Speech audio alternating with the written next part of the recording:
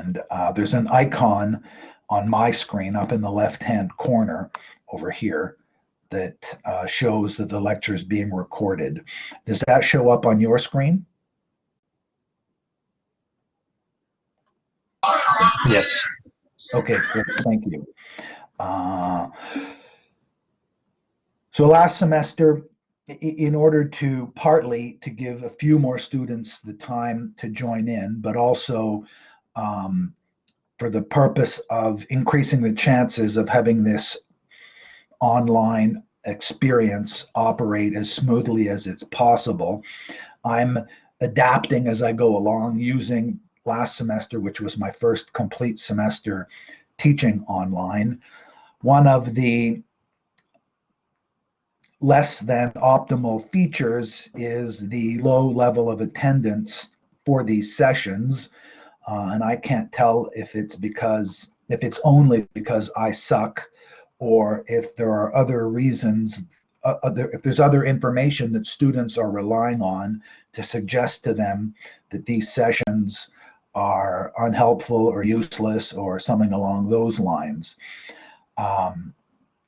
So someone in order to address that feature, I'd like to encourage you, but not require of you, first of all, to turn your screens on so that we can see each other, and also to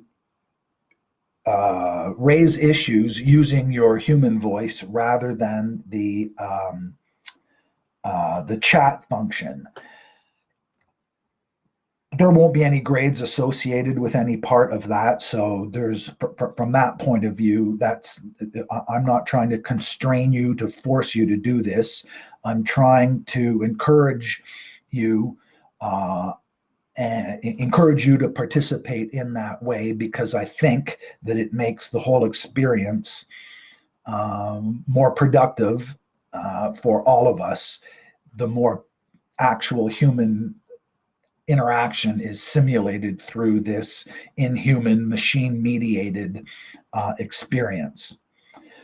And so I'm going to turn now to to a more formal introduction of the course content, and the details of the course. And in order to do that, I'm going to switch off from the video for a little while, and I'm going to broadcast through the screen the professor's addendum to call to your attention some of the details of the course. And then I'm going to use that document to begin to introduce the content of sociology. So I'm switching over now, I hope, to the professor's addendum.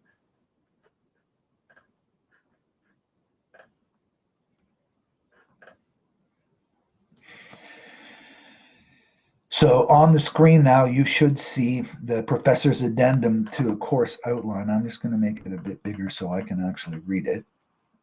All the courses at Seneca are required, all the faculty at Seneca are required to produce this course outline. It's a uniform document, and it's an example of how post-secondary education is a highly bureaucratized institution, and the study of bureaucracy is a central feature of sociology, to which we will turn briefly later on in today's lecture, and in more depth later on as the course goes along.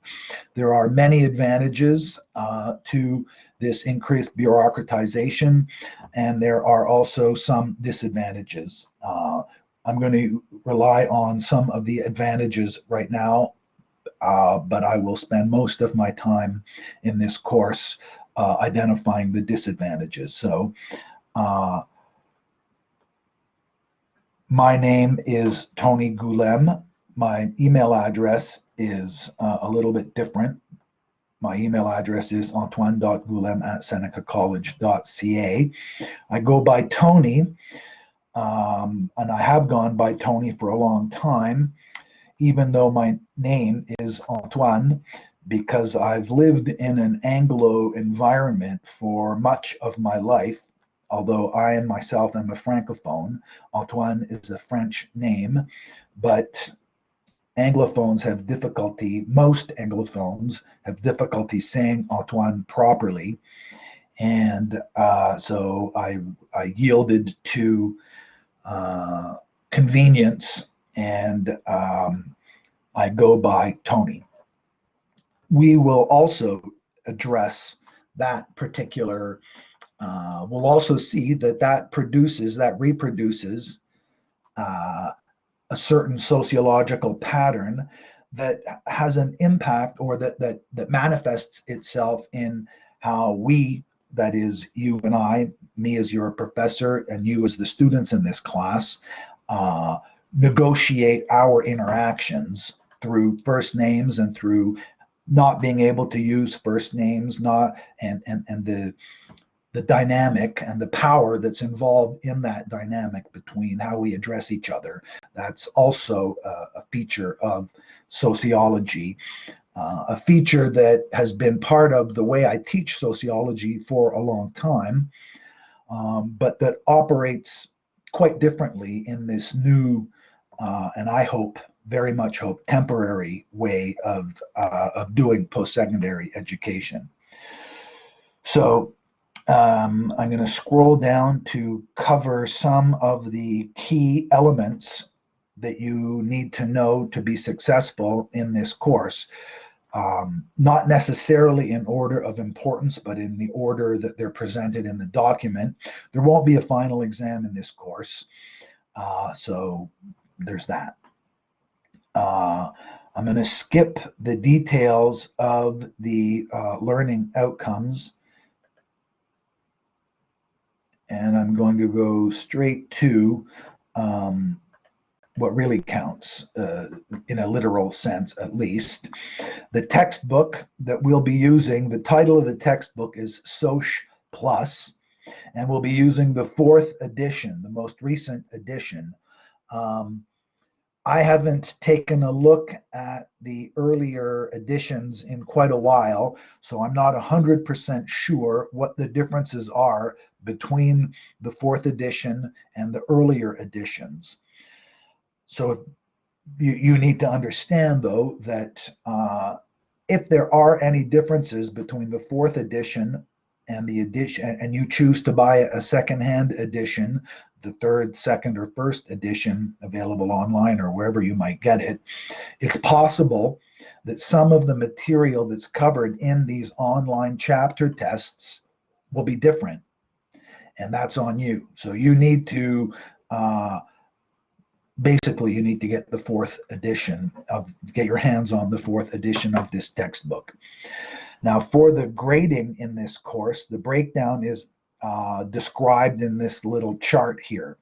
There will be 5 tests, each worth 2%, online multiple choice tests exclusively based on the material in the textbook. And you will have, I've laid out the schedule for the due dates. Later on in the professor's addendum, there's a tentative weekly schedule with the due dates for all of these assignments, and the 5 chapter tests are spread out more or less evenly across the entire semester. The way the tests are done, it's going to be cumulative. So the first test is about the first chapter. The second test covers the first and second chapter. Now, these are online tests, and so obviously, or maybe not obviously, they're online tests. So I understand, and it's largely set up for this, that you have the book open in front of you. These are open book tests that are set up to encourage you by rewarding you to read the chapters. You will need to read those chapters in order to be able to complete the rest of these assignments. But this is low stakes easy way of making sure of increasing the chances, say, that you read these chapters. So the first chunk of your grades will be the multiple choice tests. The next chunk is there are 4 discussion assignments, each worth 5%. And each of these discussion assignments will be based on a video that you can access through the library website. And I guess I'll scroll down now to show you where to find this. So in the tentative weekly schedule, I've included links to all of the videos that are associated with the discussion boards. So when you click on this, it'll take you to the library website, and if you just click on it, if you download this document and have it open on your computer, if you click on this without first logging into Blackboard, it'll take you to the login. So you'll have to log into Blackboard. And then maybe even in the library page, I forget, but you need to watch the movie. And then the discussion board will, the format for this assignment is I will post later this morning after our session is over, I'm going to post the first prompts. And so I've watched this movie, with this one I've watched a number of times, but I'm going to post mostly it's quotes from the video and then a question, and you have to look at those prompts and respond to them. So you watch the video and then you have to write. Now later today also I'm going to post a very brief video that will describe in some detail the mechanics of the discussion board. But for now, I want us to alert you to this requirement that you have to watch that video. I think it's 31 minutes, and it's the title of the video is, I think, The Way We Live, Connections, the Sociological Perspective, something along those lines. Yeah, it is. There it is. It's The Way We Live, Connections, the Sociological Perspective. And it's a video about, it's an introduction to sociology video. It's a bit dated now, but it will serve a number of purposes. And so what you're required to do is produce what I've described as a substantial post, 200-300 words response to one of the prompts for 10 marks. And in addition to that, I'm expecting you to post 2 shorter, possibly shorter responses to your classmates' substantial posts. And there'll be 2 deadlines for that. I'm going to amend the tentative weekly schedule to break down those 2 deadlines. So there'll be a deadline of, in this case, the deadline for the major post is next Sunday at midnight. And then you'll have 3 more days to respond to those posts. And the purpose here is to reproduce the classroom dynamic that can't be achieved in an online situation. One of the key teaching tools that's available to post-secondary institutions in order to encourage and in order to generate a learning experience from the students is in-class discussion. And because we're not meeting in a classroom, we've had to try to find ways to reproduce that. And the discussion board is one of those ways where you each respond to each other's comments, understandings, questions, queries, pushback against the content that's being presented to you by the institution. And so when we take a look, as we scroll down, the the tentative weekly schedule, I've listed next week is when the first test chapter will be available.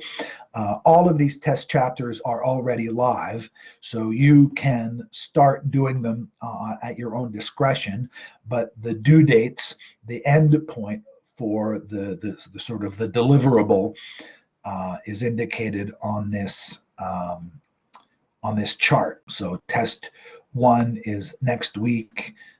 Test 2 is the week of February 1st to February 5th, and so on. So I'm going to go back now to these discussions. So later today, as I mentioned, I'm going to post a brief video highlighting the mechanics and in more detail explaining what the discussion board assignments are all about. And I'm also going to post a video describing the news analysis. I'm going to wait till next week, and I'm going to spend a little bit more time with one of my sessions discussing the class reflection paper and the group literature review. But those are a little bit downstream in the course, so I'm going to wait one more week before I start spending our lecture time on that material. But just so you know, this is the content.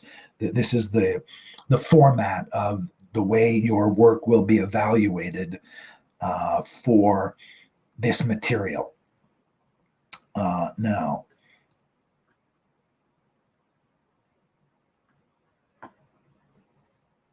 I'm going to keep scrolling down here.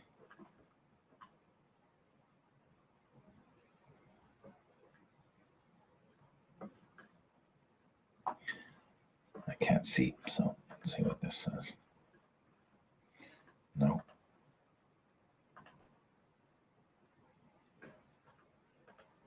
Just bear with me.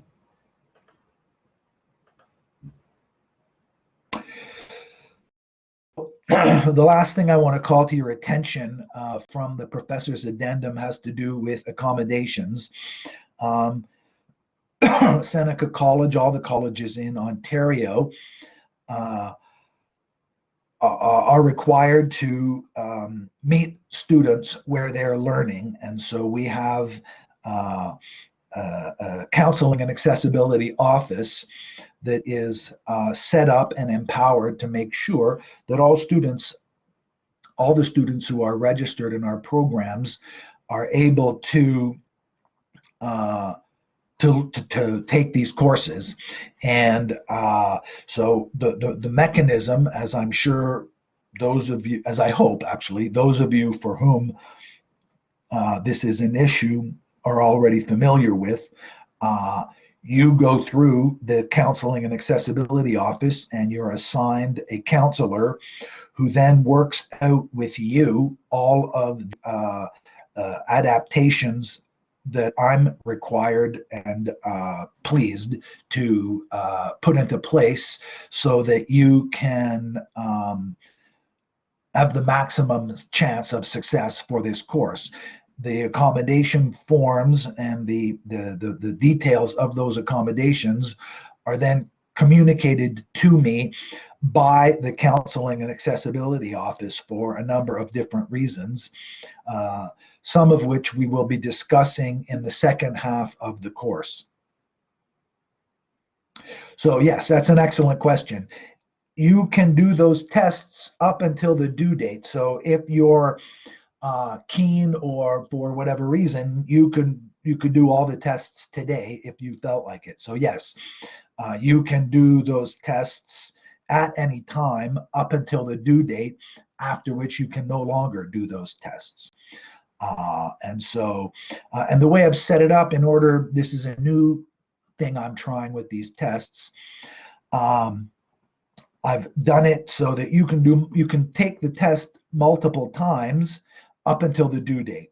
And so you could do test 5. The due date for test 5 is in March sometime, and you can do test 5 27 times up until the due date, after which I didn't know how to automate this, but I know how to check. So after the due date, I'm just going to record the grade of your final attempt on that test. So you can you can do those tests up until the due date on your own schedule.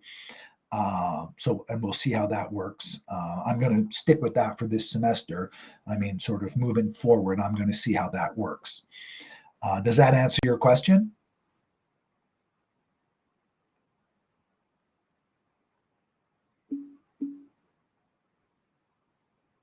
I'm going to take the last one. I'm not going to take the highest one. So you need to figure that out for yourself. Um, so now, okay, I'm going to switch back to. Um, I'm going to switch over rather to the. Now, how do I do? Okay, here we go. I'm going to switch now to the PowerPoint. I think I'm going to switch. Here we go. Yes, I'm going to switch to the PowerPoint slides for a little bit now.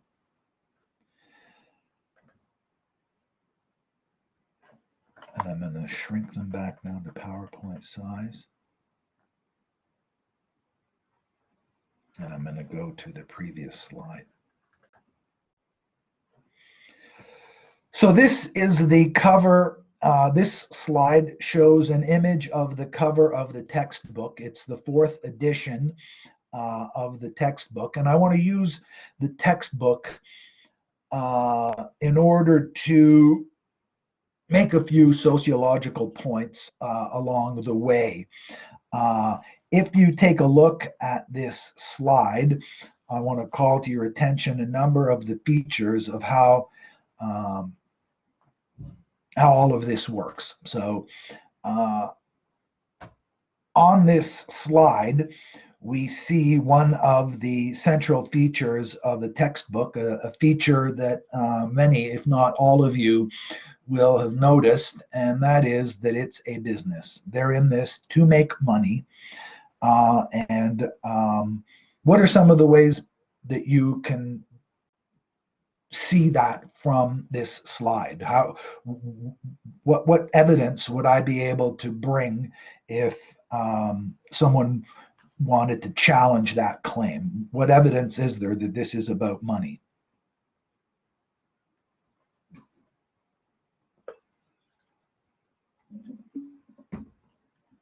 Okay, how does the artwork support that? I think you're right, but I'd like to hear or read, I guess, how it is that that artwork suggests that. For all we know, Bob Brim made this painting. I'm sure he didn't, and I bet it says inside where this art thing comes from, but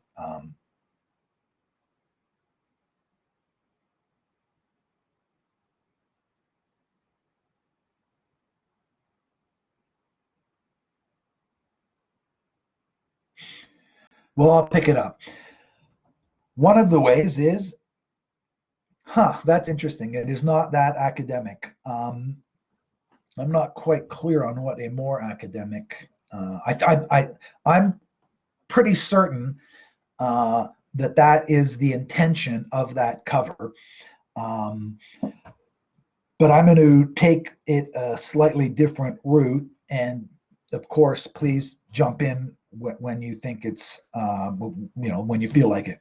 First of all, there's the branding effort here. So Nelson is the name of the publisher, and they have their name on the slide.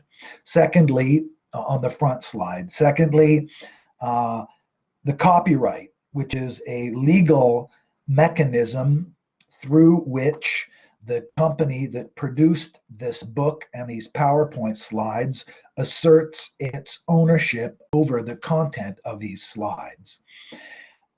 So there's a copyright asserted, and there's a registered trademark, which is also another legal mechanism for ensuring that the profits of ideas are rewarded, are kept for the owner of it. So the R with the circle in it represents a trademark. And so NAA PowerPoint slides to accompany Soc Plus, all of these demonstrate, all of these enact, in fact, the assertion. Writing this down on the slide has the effect of making this slide the property of Nelson Education. And so this is a business. How do you know it's a business? What do you think maybe I meant when I said all of you will know that the textbook business is a business?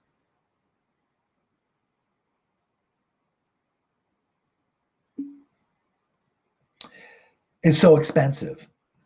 How much is that book? It's $120 or something, and it's a thin little book. I don't even know, in fact. Another example is that I don't have to pay for these books. The publishers send the textbooks for free to faculty. So not in a way. You, in fact, pay for my textbook.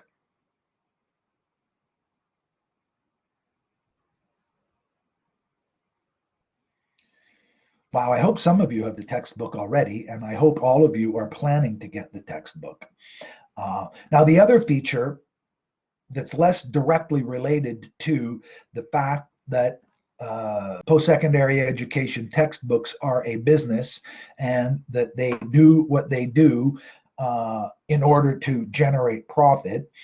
But I want to discuss some of the mechanisms. And so the author of the book is Robert Brim, and he's a very highly respected sociologist at the University of Toronto. He's produced a great deal of sociological work.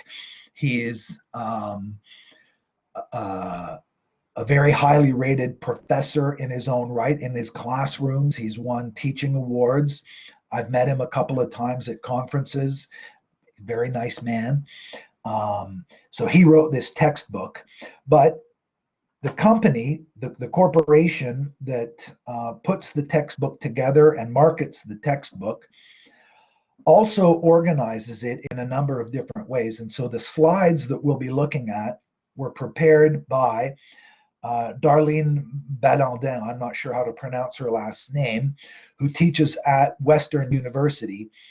And so the author of the textbook is not the person who put these slides together.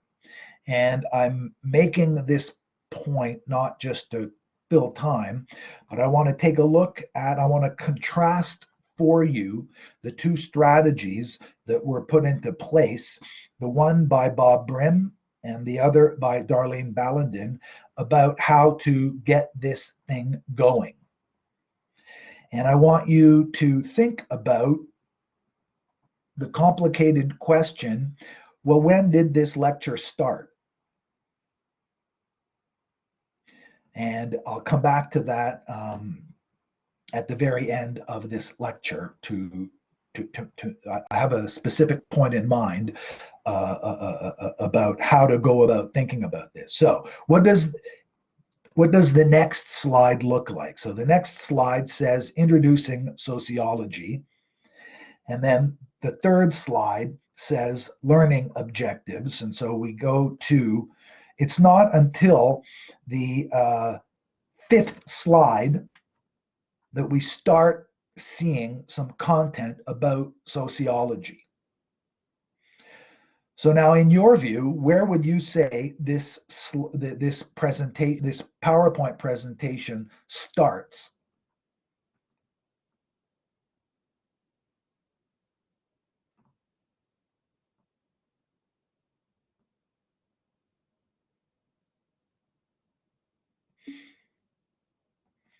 So in a certain way, it starts on the fifth slide. It starts right now. Is that also true about this lecture? So in some ways, for some of you, everything I've said so far is just bullshit and just blah, blah, blah, blah, blah. And I'm only starting now. And so you're only starting now. Is that a reasonable conjecture on my part? Right. So hopefully you'll appreciate that that's not my view. My view is not that this lecture has just started now and that I've wasted 35 minutes, 38 minutes of my time and your time. Everything we were doing is sociology. And in a certain way, when you watch the first video that's assigned for our course, early on enough, there's one of the sociology professors who's interviewed in the video. She says that when she was doing her PhD in sociology, she had promised herself that she wouldn't accept her PhD until she had come up with an answer to the question, what is sociology? And she admits in the film that by the time she finished her PhD and was prepared to begin her career teaching and researching and doing sociology, she still hadn't yet come up with an answer, with a definition of sociology. And it was only after about 15 years of working as a sociologist that she came up with a definition that she found acceptable. My point there is that it's possible that even with this slide, we haven't even yet started. And we haven't even yet started because it's not clear that there is an answer that's widely acceptable to what is the definition of sociology. The definition that's included in the textbook here, the systematic study of human behavior in social context, is an acceptable provisional starting point that introduces to us the terms we're going to use. But what it doesn't do is it doesn't really give us much to go on unless we already understand the elements of that definition, at least in some way.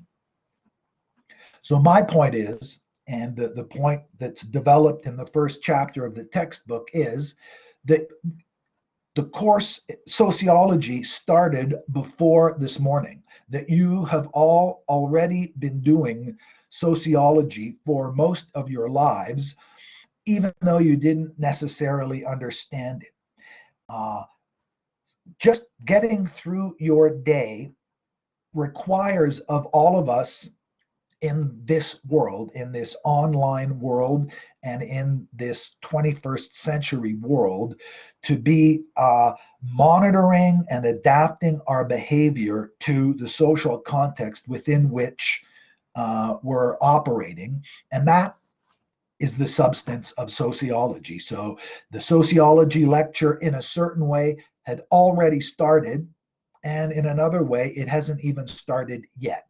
So sociologists attempt to answer questions we have about the social world. And my point is that all of us, are continually asking questions about the social world as we move on. Just before the lecture started, I got an email from one of the students who's logged in, asking me where do they find the link for this session. Well, that's a question. That's a question about the social world. They're registered in this course. It's a practical question that has an easy answer. But the fact that that question needed to be asked is part of sociology. So this is how the slides begin. So we'll go back to the very first slide. The slides start like this. It's not how the textbook started. That's how Darlene Ballandin chose to produce the slides, but Bob Brim didn't start it that way. At the beginning of chapter 1 in the textbook, Bob Brim has this story, tells a first-person story about his own personal introduction to sociology, and it's about how when he was a first-year student at university, he took some sociology courses and he wasn't sure, whatever.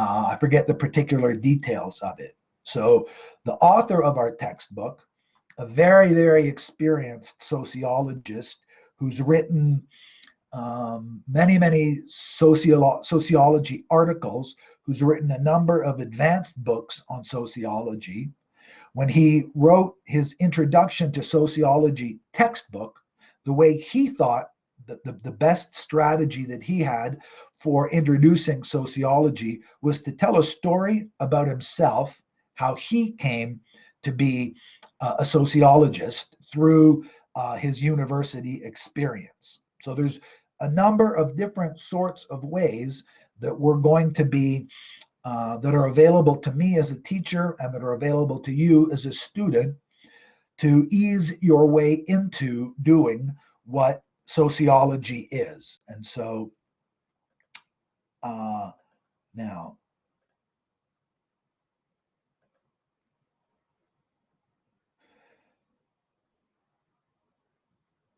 and the place, the next stage in the textbook is corresponds to the next stage in the PowerPoint slides. And I've been teaching, as I mentioned early on in our session here, I've been teaching sociology for a long time. And so I've used a bunch of different sociology textbooks, and I've looked at many sociology textbooks. And they're all remarkably, and in my view, disappointingly, but they're all remarkably similar. And one feature in particular that they all share is that they all rely on, and as far as I can tell, all the North American sociology textbooks in the first chapter, very early on in the first chapter, refer to the sociological imagination. Excuse me. And that the sociological imagination is a concept that was introduced a long time ago in sociology by the American sociologist C. Wright Mills. And it's a widely shared, I think, although I'm, for a number of reasons that I'll be discussing as the course goes on, concerned or puzzled maybe by the extraordinary uniformity of the different sociology textbooks. This particular decision, I think, is a good one. I think that using the sociological imagination in order to introduce students to sociology is a very solid decision. And C. Wright Mills himself introduced that notion for that very purpose. He wanted to come up with a way early on in a course that would provide non-sociology majors with some kind of connection to the content of a sociology course. And from a sociological education point of view, increasingly since the late 1950s when this began, more and more students who aren't sociology majors take sociology courses. Introduction to Sociology, by some ways of making this calculation, is the most widely enrolled in course in North American universities and colleges.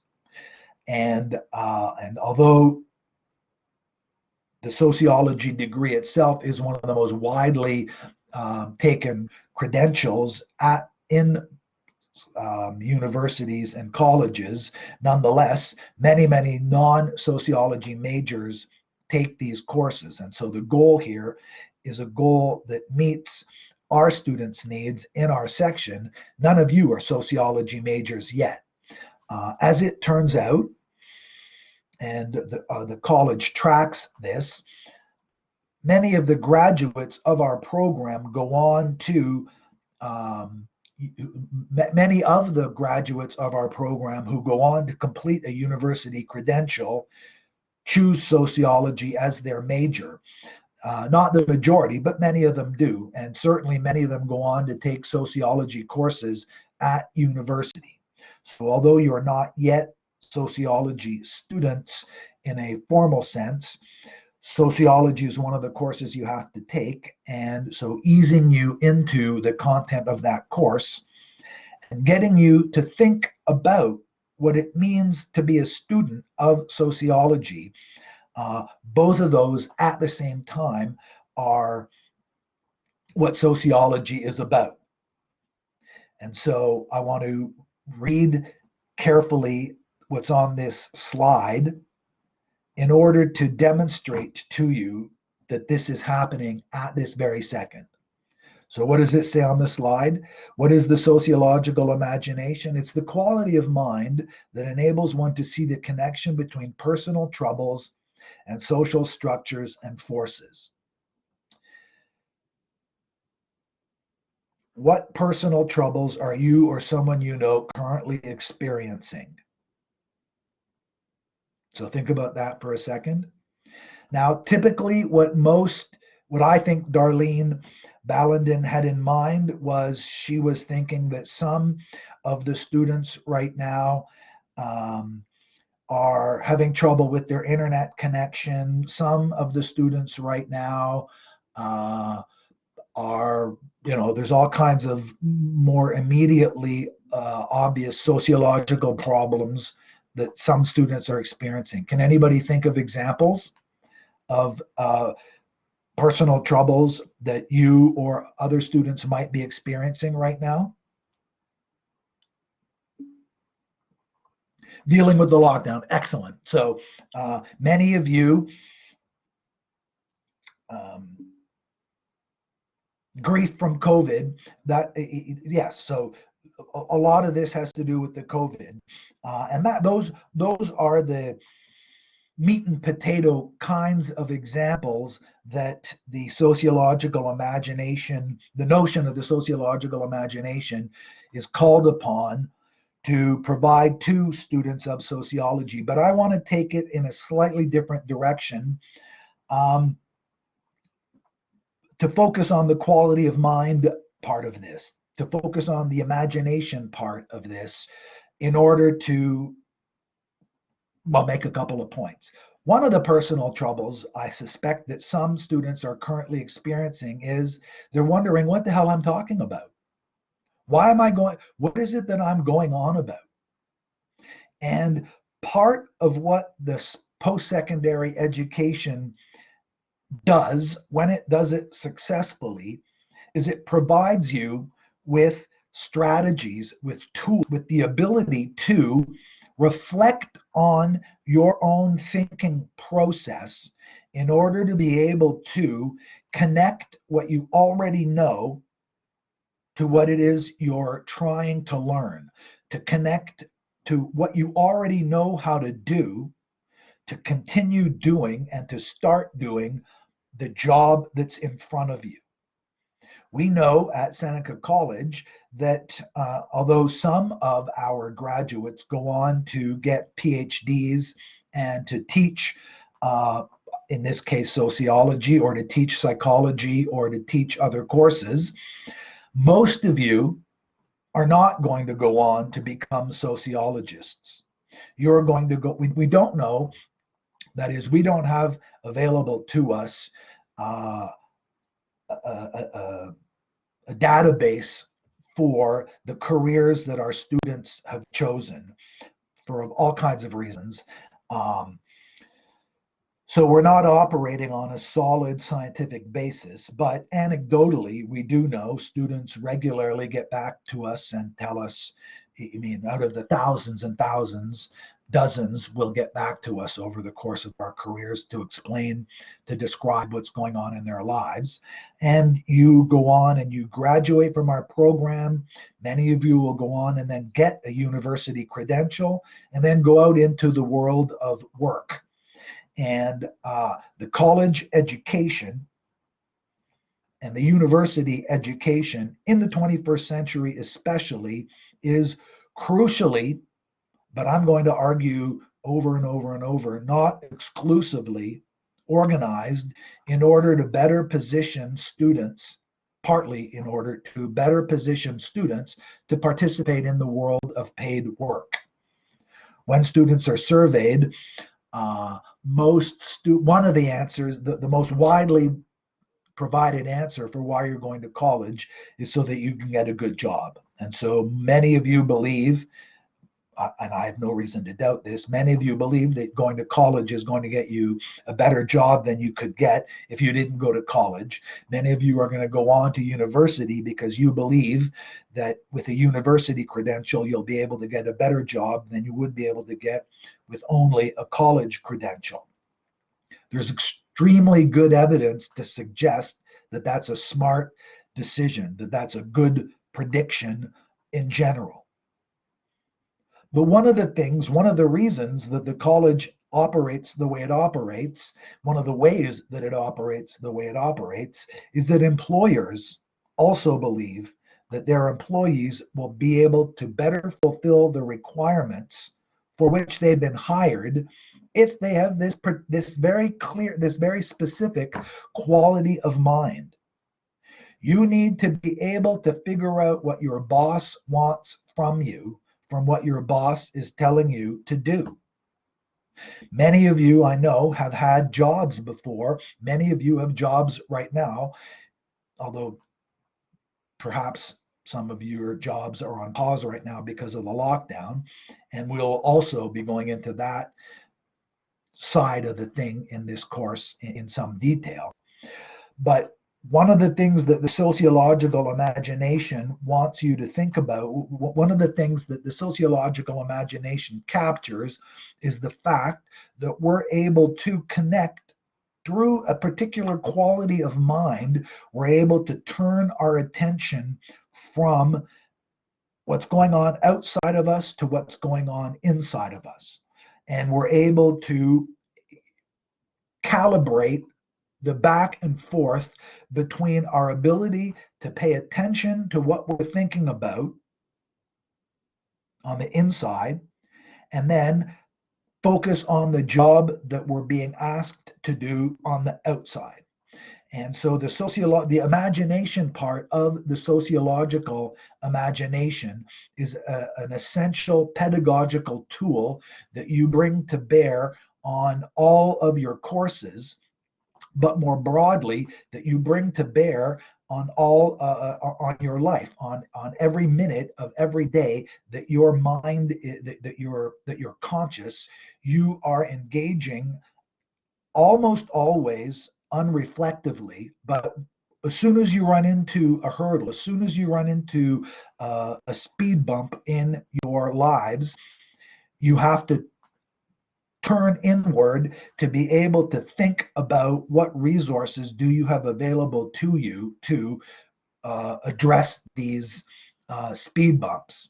And so sociology, in one way, is the organized attempt to describe the connection between our internal dispositions and the cultivation of those internal dispositions and the structure of the outside world that we confront as we go through our lives. So now,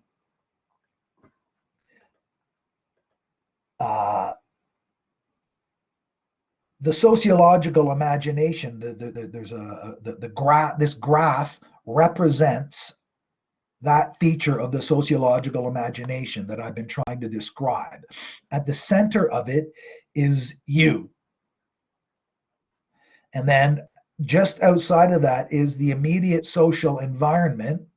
And then there's the broader society. So if we take this schema, this chart, we can apply it in a number of contexts. So right this second, there's each one of you who's hearing me. Now, you're all doing presumably your best to try to understand what I'm talking about, and that would be the immediate social environment. For me, right now, I'm in a bedroom in my house, a quiet bedroom in my house, so that there are no distractions. My immediate social environment, because of COVID, because of the lockdown, is different from the social environment in which I've spent my adult career generally operating in order to achieve this. What would that social environment be? I'm wondering if I've lost you more than is perhaps necessary. Normally at this stage, we're in a classroom. Normally, when I'm explaining what the sociological imagination is, I'm standing in the front of a room with 30 or so students, and what I'm trying to do has an added element that is not available to us right now. What would that added element be?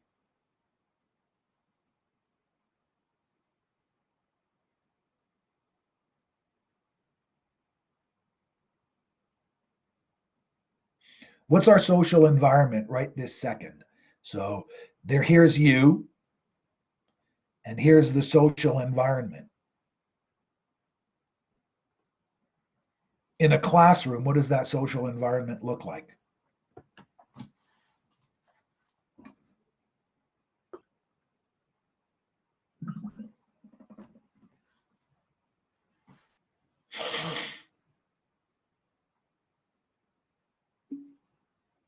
Exactly.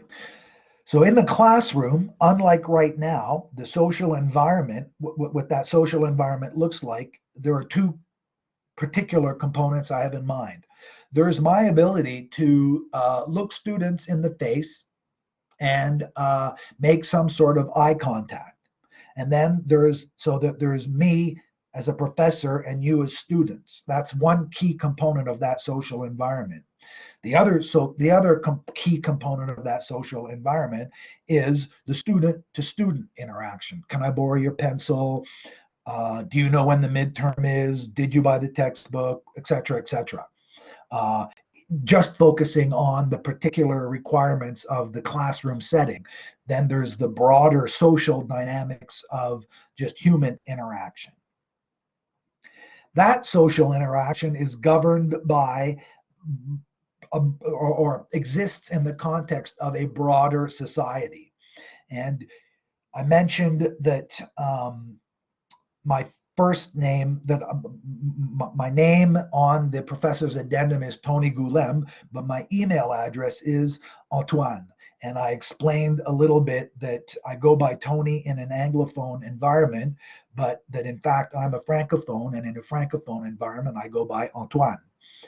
And that's a broader social dynamic. In a classroom, I typically in my first meeting with students, I go through this Tony versus Antoine thing, and I add a third element to it. So there's Tony versus Antoine, but there's also Sir versus Tony, or Professor versus Tony. And initially, when I first began teaching, I was very surprised, but eventually, soon enough, I stopped being surprised because it happens all the time. It turns out that you, students, some of you, in this social environment have difficult calling me Tony, even though I ask you to call me Tony. You're very strongly inclined, some of you are very strongly inclined to call me sir, even after I've asked you not to call me sir. So the point I'm trying to make here is that the immediate social environment within which this is happening exists in a broader social reality that has conditioned each of us in a variety of different ways. And that conditioning of that broader society on the immediate social environment results in some of you finding it easier to call me Tony rather than others of you who find it more difficult to call me Tony. I ask you to call me Tony, and then the next time we meet, you say, "Sir, when's the midterm?" And I say, "I asked you to call me Tony," and then you apologize and you remember and so on. But my experience over time tells me that for some reason, and sociologists are very inclined to look for those reasons in the interaction between the broader social dynamics and the more immediate social reality, rather than in some specific feature about you as an individual. This same point is made by Darnell Hunt in the first video that we're watching. So when you watch the video, look for him, and he will make that point about sociology. So now we're near the end of the point. So I want to just take a look at the more typical examples of the sociological imagination. And so here's a series of different personal troubles, and here are different personal or broader public realities, sociological dynamics that form the content within which those personal realities exist. And what the sociological imagination does is it tries to understand the connection between these two different levels of reality. It doesn't deny that there is a personal level of reality, and it doesn't insist that that this personal level of reality disappears in the public issue, and it doesn't make the claim that the personal doesn't exist, that it's just an illusion. What instead it says is that these personal troubles, these personal realities, always, or at least almost always, operate and exist in a broader social context, and that one way of addressing and understanding these personal levels at the personal level is to better understand that larger, broader sociological level, the dynamic that operates at that level. And that's what sociology does, and that's what we will be doing in this course for the rest of this semester and for next semester. The sociology component of the LAT credential at Seneca it's a 2-credit thing. We do SCL 191 and then SCL 291. So that'll be it for the content for it today. So later on this morning, I'm going to, it takes a few minutes for the software to produce the video. I'm going to make this available to you later on today, and I'm going to make it available to the other sections. And I'm also going to be posting later today and tomorrow short collaborate videos that will describe the different assignments that you'll be required to do. So for next week, I would like you to read chapter 1, and in the lectures next week, I will go through in more detail the different elements of chapter 1. So yes, that right. Sorry, that was one of the, Yusuf, thank you. One of the points I want to make is that as expensive as the textbook is, at least you get to use it for 2 semesters. So it's the same textbook for next semester. Okay, so thank you for your attention, and I will see you, well, I will talk to you through this machine next week. Thank you very much. So I'm going to turn the recording off now, and I'm going to log off. If you have any further questions, you can email me, or I will see you in the office hour. Okay, have a good week. Thank you.